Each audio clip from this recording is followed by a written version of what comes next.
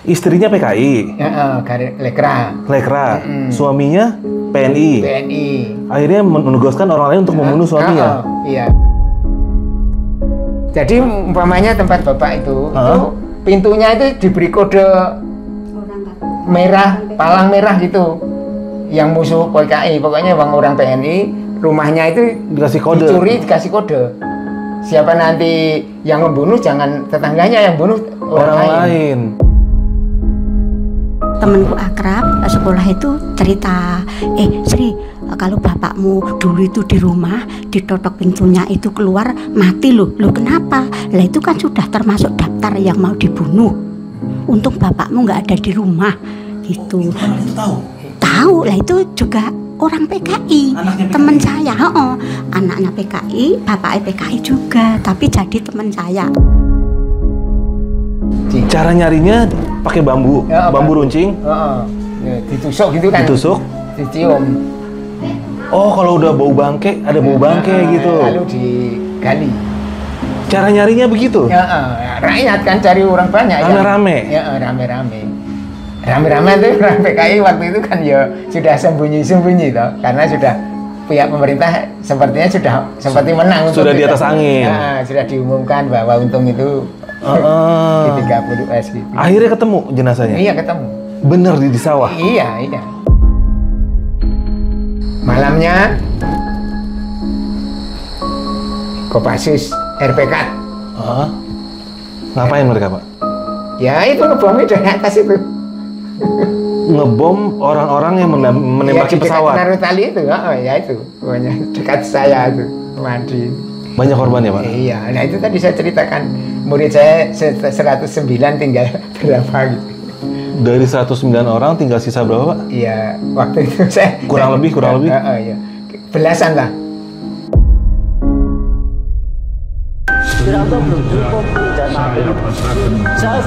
Itu saya dari koridor tembakan dari bawah. Belum sampai keluar.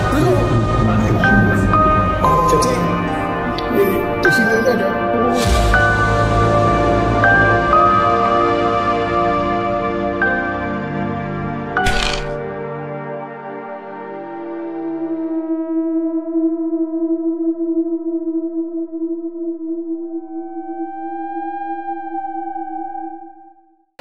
Assalamualaikum brother, ketemu lagi di channel Jajah Malam.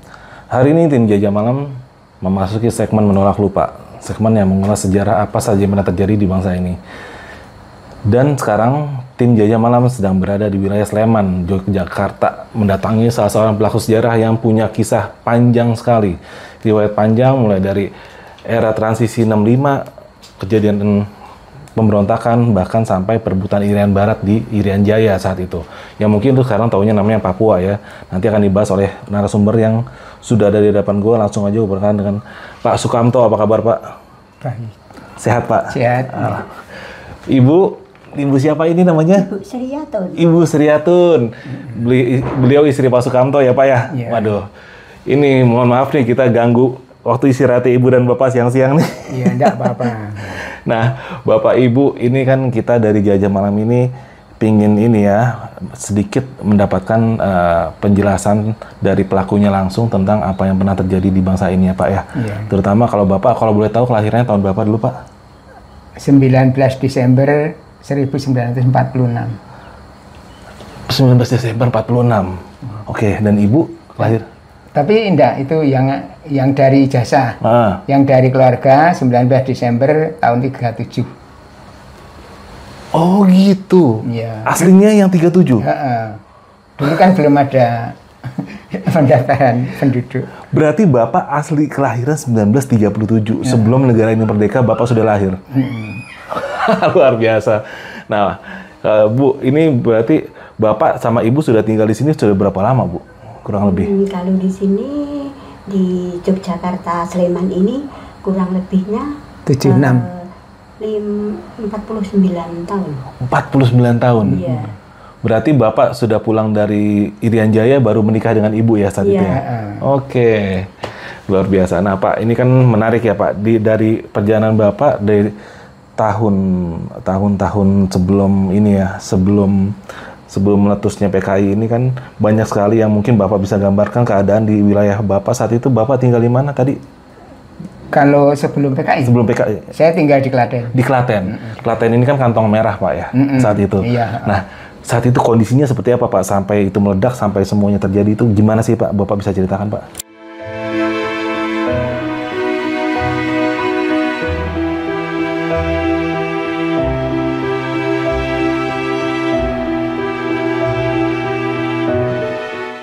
Pak Sukamto 88 tahun adalah saksi hidup yang mengalami langsung sejarah kelam dan perjuangan bangsa kita saat era PKI berkuasa sampai pemberontakan dan menuju perebutan Irian Jaya dari tangan Belanda.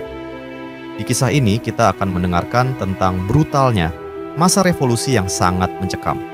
Tidak mengenal saudara dan teman, bahkan seorang perempuan komunis lebih memilih membantai suaminya yang kebetulan seorang tentara demi ideologi yang dia yakini saat itu. Banyak sekali kisah-kisah dan penggalan kejadian yang mungkin kita tidak akan pernah percaya kalau saja tidak ada saksi hidup seperti beliau yang akan bercerita tentang apa yang dialaminya di seputaran Jogja dan Sleman, Jawa Tengah. Semoga kisah ini bisa menjadi pembelajaran dari saksi hidup yang mungkin sudah akan sangat sulit kita temui di era sekarang ini. Semoga bermanfaat. Pada waktu itu kan banyak hama tikus tahun 61. Banyak apa? Hama tikus. Hama tikus? Ya, hama tikus tahun 61. Berlanjut sampai 65 itu situasi keadaannya sangat sulit waktu itu. Masa paceklik ya? Iya, paceklik waktu itu. Oke. Nah, kebetulan waktu terjadi G30S itu musim kemarau. Musim kemarau. Iya, musim kemarau. Nah, kami tidak tahu peristiwa itu akan terjadi. Tahunya sore hari itu banyak orang di tengah jalan itu membawa senjata tajam, membawa pentung, membawa macam-macam lah pokoknya senjata untuk sepertinya mau berperang. Ini dari kubu mana nih Pak? Mereka ini? Dari PKI. Dari PKI-nya? Dari PKI. Oke. Jadi waktu itu saya mau mencoba mau cari batu bateri, pedan itu. Ternyata saya enggak apa-apa, pokoknya dibolehkan gitu. Karena ya sudah kenal banyak. Oke. Ya, gitu. Nah, akhirnya malam hari ada tempat yang nanggap wayang kulit. Tidak ada yang nonton. Ada laporan gitu. Kenapa? Ya, gitu? ya kan sudah takut, sudah ada rencana mungkin tidak baik gitu dari mereka. Nah, terjadi jam 4 pagi, kentong, gobyok. Di desa? Di desa? Iya, semua dari seluruh Klaten kemungkinan itu ya sudah. Semua lari, semua sembunyi-sembunyi. Itu tanda apa kalau kentong itu Pak? Ya, itu dari kode mereka. Oh. Dari kode mereka mau menyerang. Gitu. Mau menyerang? Iya. Semuanya lari? Sembunyi semua. Ya sembunyi waktu itu ya pokoknya di tempat enggak keruan lah. Sedapatnya ya? Iya, pokoknya tempat sembunyi. Ada sawah, ada apa? Kalau sawah enggak mungkin, nanti ketahuan. Pokoknya, kelihatan malah? Iya. Di bawah pohon-pohon, sembarang tempat ya apa. Pokoknya sembunyi waktu itu. Saat keadaan saat PKI itu masih mendominasi ya? Iya. Setelah itu Pak? Nah, setelah itu kan selang berapa itu? Untung memberitakan di Jakarta itu. Oh, peristiwa 1 Oktober. Terus itu kan untung memberitakan toh. Nah, setelah itu baru bagi pihak pemerintah menata cara. Semua jalan ditutup dengan duri-duri macam malam hari pokoknya. Siang hari dibuka, malam hari ditutup semua jalan di Klaten sana. Oh, antar wilayah ada buka tutupnya. Dimatikan malam hari itu. Ada sterilisasi lah. Ya, enggak boleh. Tidak kemana-mana. Pokoknya menjaga tempat masing-masing. Setelah itu, ya setelah itu, ya gimana ya? Situasinya lama itu. Terus ada berita, gimana ya? Belum ada radio kok itu. Belum ada radio. Masih 1-2 orang yang punya ya? Lurahnya aja enggak punya. Oh gitu. Seperti itu. Nah itu kan bisa dibilang peristiwa ini kan terjadi nggak mungkin ada asap kalau nggak ada api ya. Artinya dari masa PKI ini kenapa saat meledaknya itu mereka begitu diburu? Apa sih Pak yang menurut Bapak yang kurang berkenan dari kelakuan kaum kiri ini di saat mereka masih berkuasa Pak?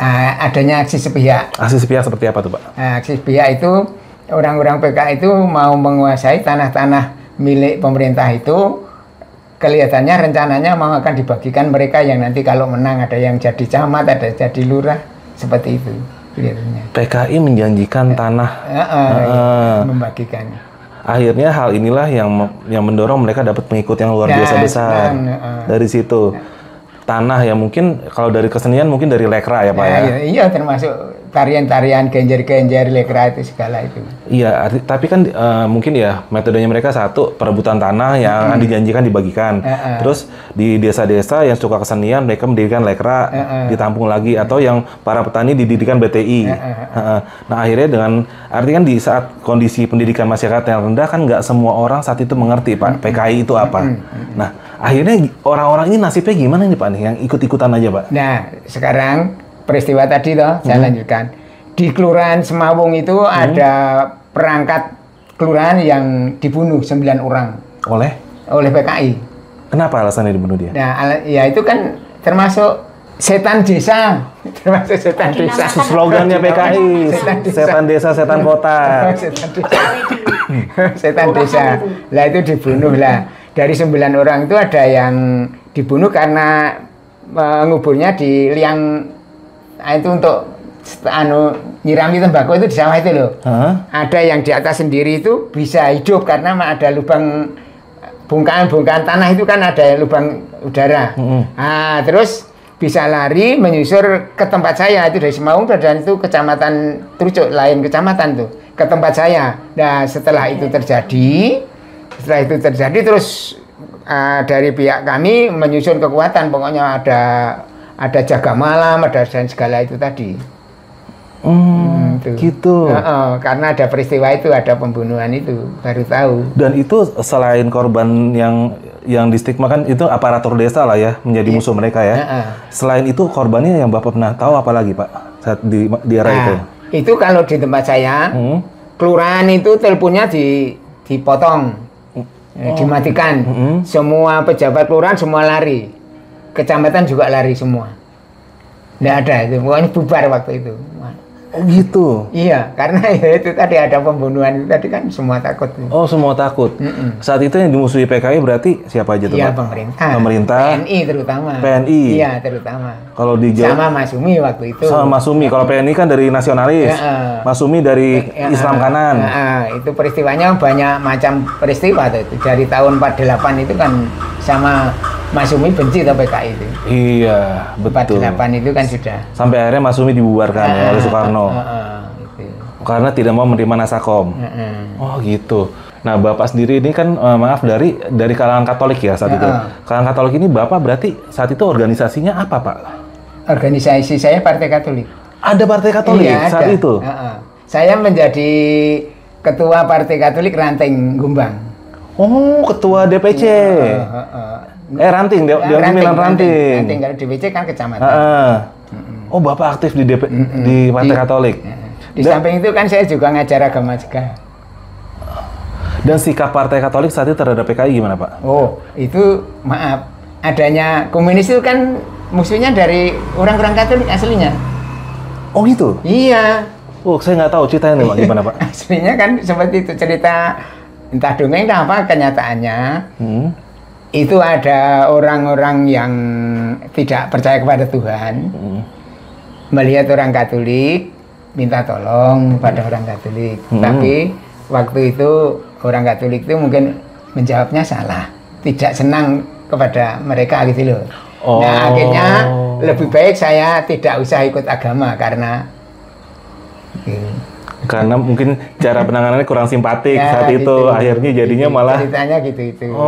Jadi, nah di samping itu juga itu di jalan Neng Pedan Sumber itu juga banyak jenazah 7 orang kalau gitu mati di dekat jembatan itu.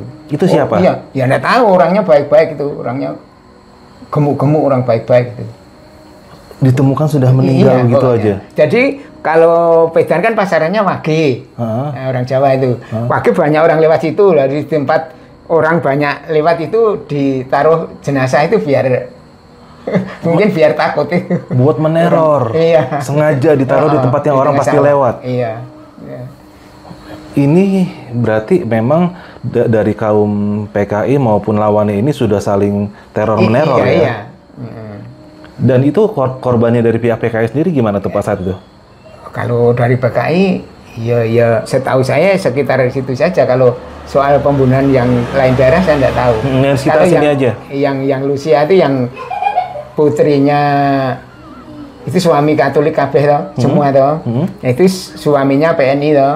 Nah itu dibunuh lewat lantaran orang lain. Istrinya PKI. Lekra. Suaminya PNI. Akhirnya menugaskan orang lain untuk membunuh suaminya. Iya, memang orang PKI membunuhnya lewat daerah lain. Oh, misalnya saya punya musuh di kampung, saya orang PKI, orang musuh tetangga lain saya suruh bunuh dia. Jadi umpamanya tempat Bapak itu pintunya itu diberi kode merah, palang merah gitu. Yang musuh PKI, pokoknya orang PNI, rumahnya itu dikasih kode. Dicuri, dikasih kode. Siapa nanti yang membunuh, jangan tetangganya yang bunuh, orang lain. Bicara PKI gitu itu. Oh iya, termasuk ibu tadi ini ya, yang orang tuanya ya? Iya. Nah itu gimana cerita tadi Bu tuh? Orang tuanya ibu saat itu Waktu itu kan saya masih kecil. Nah, terus saya setelah PKI sudah lama berlalu, baru temanku akrab sekolah itu cerita, Sri, kalau bapakmu dulu itu di rumah ditotok pintunya itu keluar mati loh kenapa? Lah itu kan sudah termasuk daftar yang mau dibunuh. Untung bapakmu nggak ada di rumah gitu. Itu tahu? Tahu lah, itu juga orang PKI, teman saya, anaknya PKI, bapaknya PKI juga, tapi jadi teman saya akrab itu loh. Jadi ngomong sama saya, tapi setelah beberapa ke depan gitu loh, nggak seketika itu ceritanya. Dulu kalau di rumah bapakmu mati sudah keaman gitu. Karena sudah termasuk daftar. Bapaknya ibu dulu waktu itu PNI. Iya. Terus temanku itu Katolik PKI, ayahnya juga PKI, dia ikut dalam tari-tarian itu. Cowok, iya, itu cowok ikut tari-tarian, kan ada cowok juga yang tari-tarian. Saya sebenarnya juga diajak, tapi saya nggak mau. Ya untung aku nggak mau.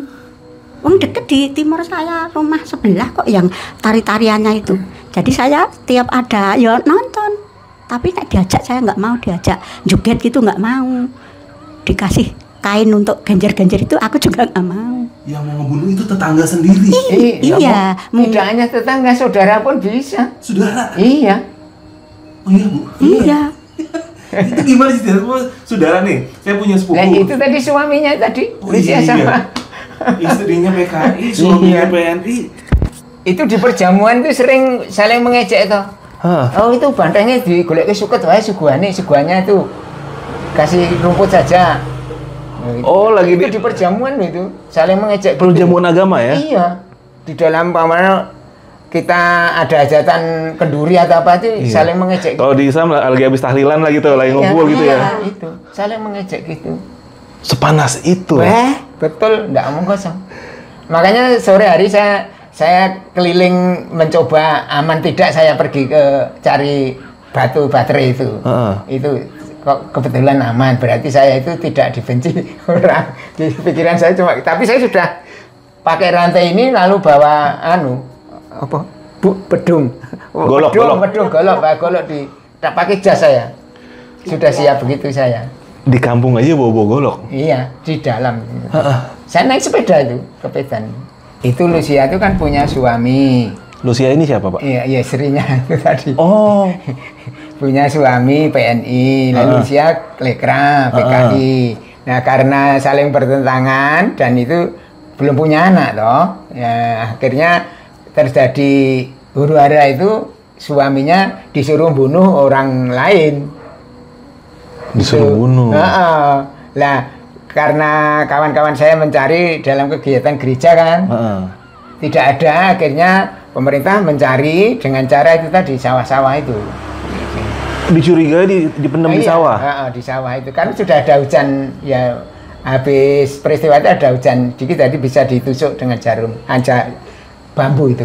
Bambu runcing. Cara nyarinya pakai bambu, bambu runcing? Ya, ditusuk gitu kan. Ditusuk? Dicium. Oh, kalau udah bau bangke, ada bau bangke gitu. Lalu digali. Cara nyarinya begitu? Ya, rakyat kan cari orang banyak. Rame-rame? Ya, rame-rame. Rame-rame itu orang PKI waktu itu kan ya sudah sembunyi-sembunyi toh, karena sudah pihak pemerintah sepertinya sudah seperti menang. Sudah di atas angin. Ya, sudah diumumkan bahwa untung itu di 30 S gitu. Akhirnya ketemu jenazahnya? Iya, ketemu.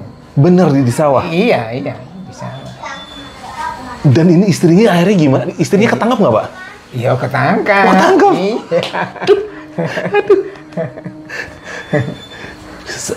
Ideologi itu segila itu ya, bisa mengalahkan persaudaraan. Ibaratnya nggak peduli satu agama, nggak peduli satu darah, nggak peduli apa. Bahkan kan Suprapto itu salah satu jenderal itu kan dia kakaknya juga PKI ya. Iya, itu kan gila, Bu. Nyata tapi Pak ya. Iya, itu nyata benar. Kalau di kampung tidak tegur sapa loh kalau sudah beda partai itu. Banyak seperti itu, tidak tegur sapa. Sepanas itu. Iya, tidak omong kosong, mau berontak itu sudah seperti itu situasinya. Itu tuh tapi nanggap wayang kulit itu tidak ada yang nonton kok, gimana? Padahal itu pakai biaya banyak. Tidak ada yang nonton. Ada laporan itu terus lurah saya tuh ambil kejaksanaan, pokoknya hati-hati. Tahu-tahu jam 4 pagi kentong gobyok itu rame-rame itu dari Jakarta kan, itu kentong itu pusatnya. Oh, itu pas tanggal 30 itu? Iya. Oh, gitu. Nah, itu Pak, dari pihak PKI-nya sendiri ini pembersihannya mereka kan bisa dibilang juga nggak kalah sadisnya Pak ya. Maksudnya yang disembelih, yang di segala macam itu gimana tuh Pak? Maksudnya saat itu bisa dibilang kaum PNI dan kawan-kawan ini dan PNI bisa dibilang kalau di Jawa Timur mungkin Banser Ansor ya. Nah, begini. Itu caranya pemerintah. Itu kan pakai bendera PKI, Warit, pakai truk dari Klaten itu. Klaten putar, Bayat, Cawas. Ayo kita kumpul sana. Semua naik truk. Tahu-tahu masuk truk, masuk penjara Klaten. Jadi orang PKI kan sudah kena masuk penjara Klaten. Oh, digiring masuk truk. Tapi kan pakai bendera PKI, kan orang PKI kan kumpul ke situ. Terus masuk penjara Klaten. Itu dari penjara pun belum tahu nasibnya lagi. Nah, penjara itu sampai berdiri ndak bisa tidur karena penuh sesaknya. Saking penuhnya. Iya. Tidur pun berdiri. Iya. Berkepanjangan. Itu ya agak aman, itu dikirim nasi jagung ya macam-macam. Dulu kan tidak ada makanan. Ya orang peceklik ya seperti itulah. Termasuk tetangga saya juga. Iya. Kenapa Bu tetangganya? Saya tambah. Saya kan jadi Handra. Handra di tempatnya istri saya ini tidak berani nangkapi orang-orang PKI. Saya dari Gombang yang nangkap 11 orang. Tetangganya ini sebelah kirinya, sebelah depannya 11 orang pokoknya. Naik sepeda saya giring ke kepolisian kecamatan itu apa namanya? Cawas itu. Terus saya di sana bilang, ini saudara saya, jangan diapa-apakan. Saya pesan gitu. Tapi sepedanya untuk berebut. Dijarah. Dulu ada sepeda yang pakai tik itu kan mahal itu. Yang Presnel itu loh. Itu raya. 11 orang itu kan dipenjara semua. Akhirnya yang dekat dirinya ini depan saya di penjara. Sampai pengadilan itu gimana pulangnya enggak tahu itu. Lama kok. Tapi akhirnya pulang juga. Pulang. Kalau itu cuma saya kan pesan ini saudara saya gitu. Terima kasih ya. Iya. Artinya mereka yang ditangkap ini harta bendanya akhirnya juga dijarah ya. Nah, apalagi yang Pedan itu kan pabrik tenun. Nah, itu sumber biaya PKI itu dari Pedan itu sebenarnya. Untuk mendanai. Yang mendanai. Pabrik tenun. Pabrik tenun. Dia tenun goyang ini. Oh, itu punya. Wah, orang kaya itu. Itu yang membiayai PKI di daerah saya itu. Kalau di Jakarta kan ada dulu Baperki itu. Baperki yang badan ini Tionghoa itu, yang ini PKI. Kalau di sini pabrik tenun. Pedan itu yang dia. Akhirnya setelah itu pabriknya itu dijarah. Ya pokoknya tempat orang PKI untuk rebutan mereka-mereka yang mahen-mahen itu, Marahin itu. pemuda ngawur itu. Pemuda ngawur. Nah, soalnya merasa menang aja. Iya sih, betul. Orang kaliren kelaparan kan ya mencari. Iya. seadanya. Ya, yang menang pun nggak kalah biadabnya juga, ya itu. Pak ya. Iya, gimana ya? Jadi di sini nggak ada malaikat gitu. Ya, Jadi ibaratnya yang kalah pun salah, yang menang pun brutal. Ingat Pak, waktu jadi Handra ngangkari orang-orang PKI, terus dibunuh itu loh. Tadinya kan Handra dipanggil. Siapa yang mau? Handra ini pertahanan rakyat berarti? Iya, pertahanan. Kayak apa sekarang Hansip? Hansip lah ya. Oke. Sekarang Hansip itu. Terus? Itu diberi jatah. Kamu mau ndak? Jawab, ada yang ya nanti saya ngantar saja. Mau apa maksudnya? Mau ya mau, kan kata membunuh itu dirahasiakan. Oh. Kamu mau menerima jatah ndak gitu. Jatah eksekusi? Ya, iya. Orang mah jatah kambing, ini jatah eksekusi. Jadi dapat jatah untuk Ya, menghabis. ditawar, Terus gitu. hasil? Ya, yang tidak mau ya sudah nih, saya menyatakan saya tidak saja gitu. Saya ngantar saja gitu. Alasan Bapak nggak mau kenapa saat itu, Ya Pak? karena saya punya pedoman bahwa pembunuhan itu kan bukan hak manusia. Betul. Pembunuhan itu bukan hak manusia. Dan Betul. saya yakin bahwa manusia yang dibunuh belum tentu punya salah yang setimpal dengan kesalahannya. Apalagi di masa itu banyak juga yang karena ketidaktahuannya diseret-seret ke arah yang PKI dan dia masa kita mau mengeksekusi orang yang nggak bersalah ya kan? Dan juga ada juga balas dendam. Pendapat saya gitu itu. Balas dendam. Ya, balas dendam. Dendamnya karena apa nih Pak? Ya biasanya karena materi. Karena materi. Ya, contohnya itu lurah saya, ya toh. Karena PNI-nya itu mau menduduki jabatan lurah itu. Nah, lurahnya ini yang diancam harus dibunuh. Bapaknya dibunuh, pamannya dibunuh, adiknya Pak Lurah dibunuh. Motifnya kekuasaan. Iya, kekuasaan. Kebetulan lurahnya ini dari PKI dan dia dari PNI. Gitu. Jadi ini politik. Nah, iya. Iya. Kebetulan saat itu PKI yang kalah, ya politik dikuasai oleh pemenang. Gitu. Ya walaupun dua-duanya juga nggak bisa dibilang benar. Iya. Ada saya gitu. Ini saya setuju nih. Balas dendam.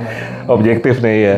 Ini sebenarnya banyak yang harus mengerti duduk masalah saat itu. Ya ini banyak latar belakang seperti Bapak bilang ada dendam, ada yang politik. Bahkan salah satu yang pernah saya wawancarai di daerah Pekalongan ada yang sekedar rebutan istri, motif-motif pribadi. Akhirnya orang itu dicatat itu PKI. Banyak kayak gitu ya. Iya.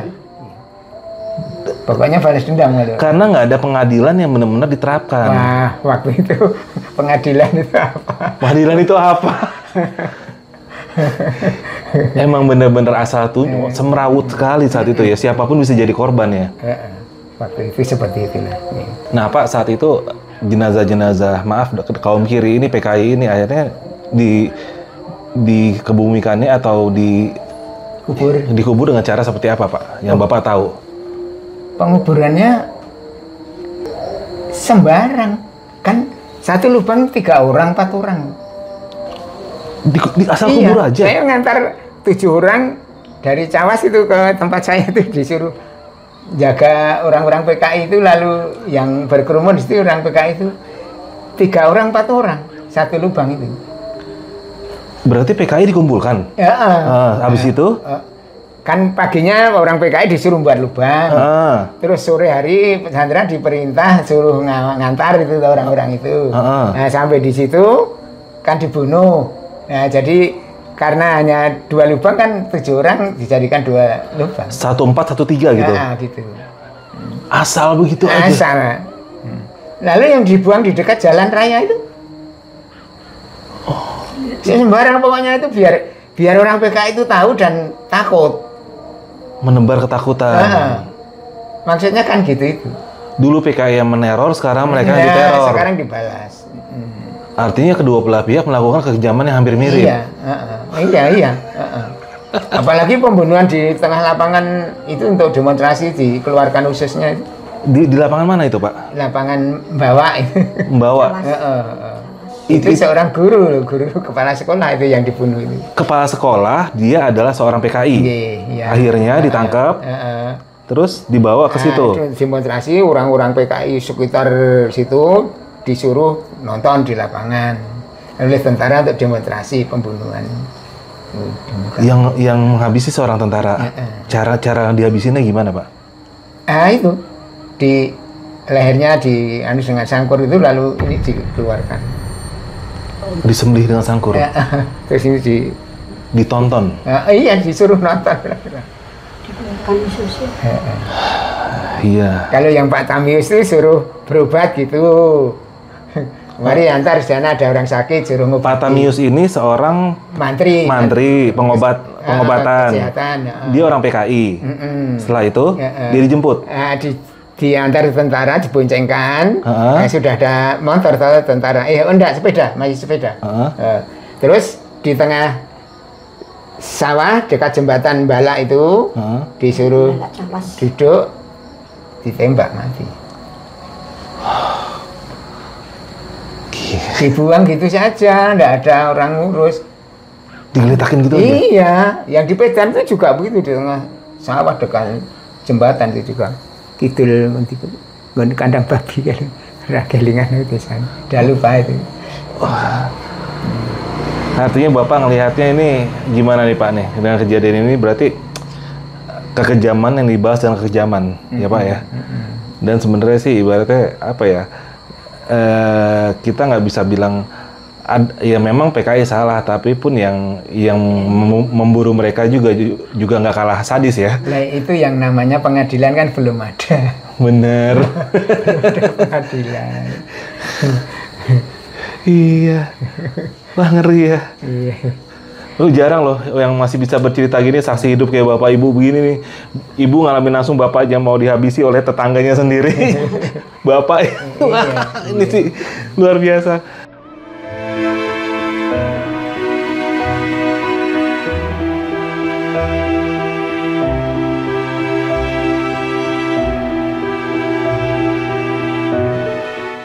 Kengerian pemberontakan dan penumpasan PKI ditinggalkan Pak Sukamto karena tepat tanggal 30 September, beliau sudah mendapatkan SK sebagai guru yang ternyata harus bersiap dalam waktu yang tidak lama lagi untuk diberangkatkan ke Irian Jaya yang saat itu masih dikuasai Belanda.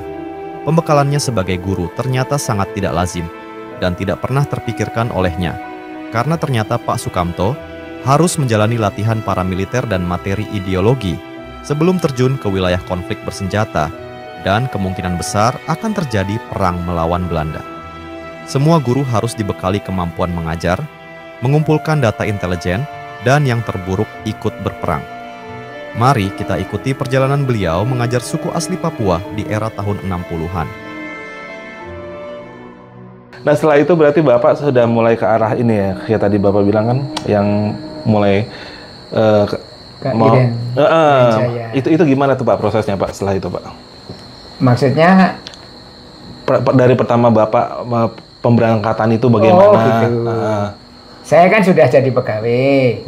Ini tahun berapa nih Pak? Tahun 65. Masih 65 nih. 1 Oktober diangkat jadi pegawai bulanan. Tanggal 1 Oktober itu Bapak diangkat jadi pegawai? Iya, surat keputusan saya. Wah, itu nggak bakal lupa seumur hidup tuh. Peristiwa, iya. Iya, oh gitu. Bapak diangkat jadi pegawai. Terus saya jadi guru di SD. Sambilan ngajar di SMP. Terus sore kuliah di Universitas Cokro Aminoto Solo di Klaten. Nah, terus ada pengumuman di gereja pengiriman sukarelawan ke Irian Barat gitu. Saya mendaftarkan ke Jogja. Tapi pendaftarannya saya minta izin kepala sekolah dilarang, ke Semarang dilarang, di Mare karena kurang guru. Oh di sini pun kurang guru. Iya kan gestok toh, PKI toh, banyak yang terlibat. Banyak guru-guru yang terlibat PKI, akhirnya mungkin hilang, mungkin dibunuh, akhirnya atau lari. Kelas-kelas banyak yang kosong. Bapak malah mau ke Irian, ya dilarang dong. Dilarang, Gue ngerti. Dimarahi. Bapak saya juga mengatakan sudah di sini saja, ndak usah pergi, sudah jadi guru, kok mau bapak saya masih hidup lah. Terus Pak, saya mau cari pengalaman gitu. Bapak saya ya ndak rela sebenarnya saya pergi. Akhirnya saya mendaftarkan ke Jogja, biarpun dengan cara sulit di Semarang itu, diterima terus disuruh ngambil porskot untuk biaya perjalanan nanti dibayar di belakang gitu sananya. Terus berangkat ke Wisma Koreri itu. Nah, di sana sebenarnya latihan itu sebelum berangkat itu. Bapak sebelum berangkat ada pelatihan dulu, pelatihan di Kaliurang itu. Berarti kayak paramiliter gitu? Selama 1 bulan. Artinya semua guru yang akan dikirim ke Irian Jaya sudah ada pembekalan militer, dasar lah ya minimal, sama ideologi ya paling enggak ya. Artinya semuanya ini bisa dibilang agen terselubung. Iya dong? Politik. Dari NKRI kita ya, untuk merebut Irian. Oke, lanjut Pak. Nah, terus pemberangkatan di sana kok kelihatannya bagaimana gitu loh, sulit gitu loh. Jadi ada pertentangan dari pihak atas kelihatannya. Nah, ternyata di sana kan di asrama, pengiriman ransom itu banyak masalah. Sampai sehari tidak diberi makanan. Di Jakarta kan zaman itu ya ngeri tuh. Iya. Lalu datang membawa makan pagi, makan siang, makan sore lah. Itu lalu demo di sana juga kami. Itu perlakuan dari orang-orang atas seperti itu. Terus diberi jatah peralatan pertukangan, pertanian, segala pakaian seragam, katanya mau dikirimkan bersama, sampai sekarang tidak diberi. Contohnya itu. Janjinya seperti itu. Janjinya itu. Dalam penerangan seperti itu. Ternyata tidak sampai sekarang. Nah, terus dikirim ke Wisma Korari. Di sana banyak masalah seperti itulah. Sampai demo-demo. Berangkat naik kapal Kabaina. Priok, Surabaya, Makassar, Donggala, Bitung, terus Ambon, Manokwari, Biak. Dari Biak diterbangkan menurut kebutuhan guru-guru yang akan dikirimkan ke tempat masing-masing. Saya dikirim ke Narotali sendiri. Kondisinya saat Bapak tuh pertama kali datang ke sana kayak gimana Pak itu Pak di sana? Melihat di Biak itu ya sepi. Kan situasinya ya seperti masih perang itu. Tahun 67 itu masih perang. Di daerah kota kan orangnya ya tidak, orangnya udah pandai-pandai kan yang di pantai itu, yang di Biak itu. Sepi. Masih ada tarik menarik antara NKRI dengan Belanda. Itu jelas itu. Nah, untung waktu itu saya dititipkan di bank di Hotel Negara semalam, cuma semalam itu terus dikirim itu semalam. Dikirim. Nah, akhirnya sampai di tempat tugas. Tempat tugas itu tadi ketemu dengan keluarga yang sudah punya anak 1 itu. Ya, tapi sebentar, 1 tahun kurang dikit sudah bebas tugas dia. Janjinya saya kan juga cuma 3 tahun. Terus yang ditugaskan awal itu juga 3 tahun, tapi sampai saya 5 tahun. Nah, di saat Bapak sendiri sudah sampai di penempatannya di mana tadi? Di Madi, di daerah Madi. Nah, itu Narotali. Di situ Bapak tugasnya adalah berarti mendidik agama atau pelajaran umum? Enggak, guru sekolah. Guru umum. Guru umum. Kan pegawai negeri saya. Oh, PNS ya. Guru. Ijazah saya guru. Ngajar. Setelah itu? Nah, ngajar kan tadi saya katakan tahun 67, 68 itu sudah mulai ada hangat-hangat politik. Ada hangat-hangat politik. Sampai itu tadi ada Pak Arsono reserse yang ikut saya itu selama 3 bulan itu. Gimana tuh dia Pak? Ya, di daerah Kampung Madi itu. Di sana ada pesta perang yang namanya pesta perang. Tapi dirahasiakan tuh, yang tahu cuma lurah saya itu saja sebenarnya. Kalau saya tidak dekat tidak diberitahu. Nah, terus saya sama intelnya itu, karena ikut saya selama 3 bulan kan tanggungan saya tanya, gimana kok kamu di sini selama 3 bulan itu transmigran apa gitu. Terus akhirnya mengaku jangan bilang saya itu ini. Dia ngaku dia intel. Gitu. Kalau gitu saya beritahu ini ada. Saya sudah tahu bahasa sedikit sana. Nah, ternyata itu tadi terus ada demo itu. Cikal bakal perlawanannya Bapak sudah tahu ini. Sudah ada tarian perang segala macam. Terus akhirnya habis rapat itu terus ada demo itu yang digambar di sana tadi. Demo itu isinya yaitu tidak usah kita makan beras, kita sudah punya betatas atau ubi jalar, tidak usah makan, pokoknya tidak usah merokok, kita sudah ada macam-macam gitu itu. Sudah ada propaganda untuk anti Indonesia. Tidak usah pakai rotan bisa. Ini dari kaum intelektual Papua sendiri saat itu ya? Iya. Yang mungkin di belakangnya dia kemungkinan besar adalah Belanda. Iya bisa Iya kan? jadi bisa. Karena ini menuju apa namanya referendum ya.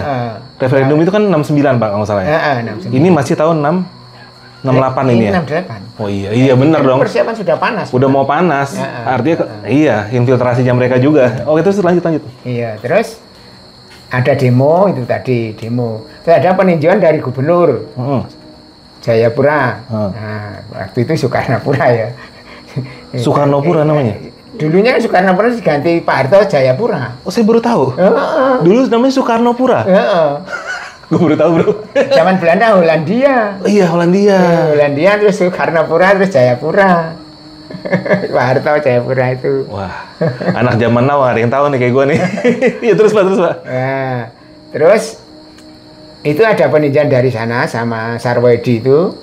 Itu tadi ada penembakan mereka yang mau berhenti di lapangan terbang Narutali itu tembakan dari orang sana. Pendaratan pesawat ditembaki oleh orang-orang Papua, orang asli Irian Jaya. Nah waktu itu guru-guru sudah bilang tadi sudah ngungsi kan, sudah ngungsi di Nabire. Nah waktu itu guru-guru dikumpulkan, diberi wejangan sama bupatinya, dimarahi, akhirnya itu pesawat yang dari Narutali sudah ditembak itu mendarat di lapangan Nabire sudah berasap. Nah itu komandan polisinya Soekarnopura Jayapura itu tertembak ini Pak Sakunto itu kena kakinya. Nah itu tahu dari radio berita Australia itu persis lubang 5 itu cocok dengan itu akurat ya radio Australia. Australia aja tahu ya. Berarti kan di situ ada orang yang memberitakan mungkin intelnya Australia. Belanda juga bisa. Iya, ya kan negara Eropa satu punya kepentingan yang sama. Iya, itu sepertinya itu. Oh gitu. Nah, akhirnya jadi tadi malamnya Kopassus RPK. Ngapain mereka, Pak? Ya itu ngebomnya dari atas itu. Ngebom orang-orang yang menembaki pesawat. Ya, Narutali itu, ya itu, pokoknya dekat saya itu, mandi. Itu pakai helikopter atau pakai apa? Ya enggak tahu. Oh, pokoknya dari udara deh. Terjun kan kadang. Banyak korban ya, Pak? Iya, nah itu tadi saya ceritakan murid saya 109 tinggal berapa gitu. Dari 109 orang tinggal sisa berapa, Pak? Iya, waktu itu saya kurang lebih. Iya. Belasan lah. Sisanya meninggal. Ada yang takut lari ke hutan. Ada yang meninggal. Ada yang meninggal gitu. Orang tua juga takut yang lari ke hutan. Ada yang mati. Tampias itu yang cerita Tampias. Itu. Contoh seperti itu. Itu penyerangan itu sebelum referendum berarti? Iya, 68. 68. Nah, setelah itu, Pak? Setelah itu kan terus Popera. Ya, Popera ya itu tadi saya katakan. Caranya yaitu tadi PBB mengumumkan yang pilih Indonesia mana. Cara milihnya? Iya Pak, itu pakai bahasa orang sana kan nggak bisa ngomong Indonesia saja, sulit kok ngomong Indonesia pelo-pelo kok Indonesia. Tadi cuma mengajukan bendera. Bendera Indonesia gitu. Belanda ngacungkan diri sendiri, bintang kejora. Nah itu cuma dihitung gitu. Hasilnya kemenangannya selama 100%, saya catat kok itu. Oh gitu? Setiap kabupaten 100%. Jumlah orang pemilihnya ada 75, ada 100, ada di situ ada. Bapak ada catatannya? Ya, ada catatannya. Itu. Luar biasa.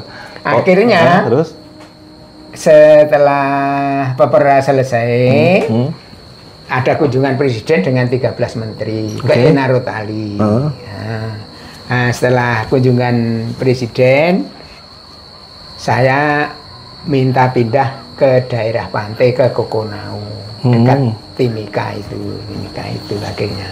Dan ditugaskan di Timika juga di pegunungan, jalan lewat but 3 malam itu 3 hari itu.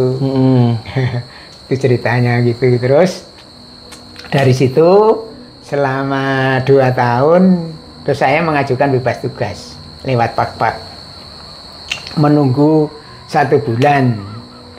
Jadi 1 bulan terus pulang lewat kapal. Saya cuma naik kapal di Gladak. Soalnya biayanya cuma 100.000 zaman itu ya sudah banyak. Tapi kan di Gladak cuma 11.000 biayanya.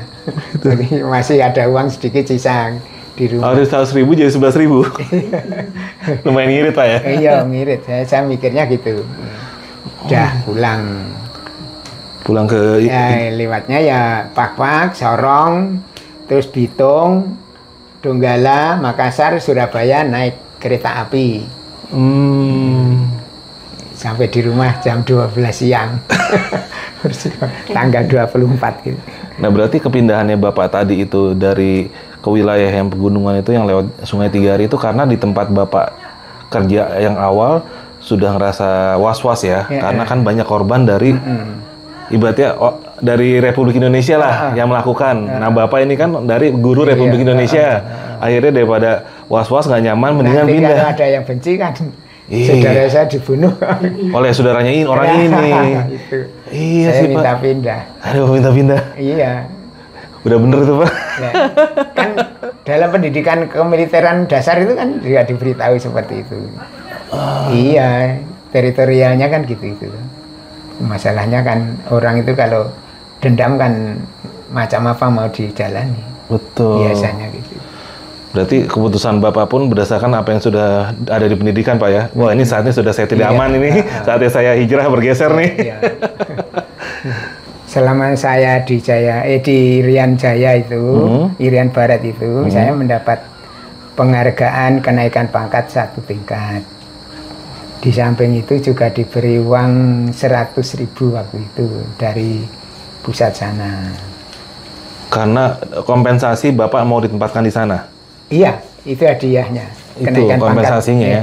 Kenaikan pangkat otomatis. 1 tingkat dan itu uang pemberian uangnya ya sudah pulang di sini kayak gitu. Oh gitu. Nah, apakah saat itu mata uang di Irian Jaya sama di Jakarta sama Pak? Nah, saya pulang ke sini bebas tugas karena uangnya mau disamakan. Kalau disamakan mesti sana barang-barang mesti mahal. Saya sudah berpikir begitu. Dulunya sebelumnya nggak sama? Iya. Sebelumnya gimana tuh perbandingannya Pak? Itu tadi Rp1 IBRP, Rp20 sini RI. Artinya 100.000-nya di Jakarta, 100.000-nya di Papua, 2 jutanya di Jakarta, 20 kali lipat. Iya gitu. Dulu satuannya begitu. Iya. Di saat sudah ada mau pemerataan penyamaan, Bapak sudah ngerasa wah di Irian Jaya nih saya malah jadi harga mahal, boro-boro untung ya kan. Iya. Jadi Bapak putusin pulang juga. Di samping itu untung saya kan gaji saya di sini. Utuh. Di Jawa utuh. Nah kebetulan waktu itu kan saya minta tolong yang ngurusi pastor itu Romo itu saya suruh membelikan emas.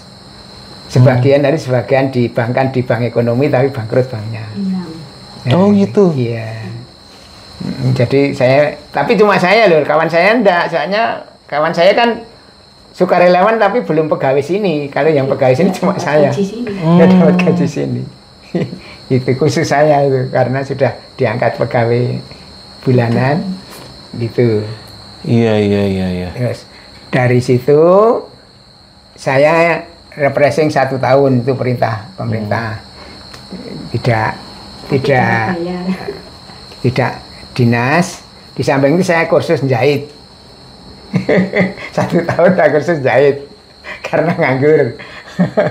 Kursus jahit terus sambil ngurusi ini mau nikah istri, calon istri, itu persiapan itu. Kenal ibu di mana Pak waktu itu Pak?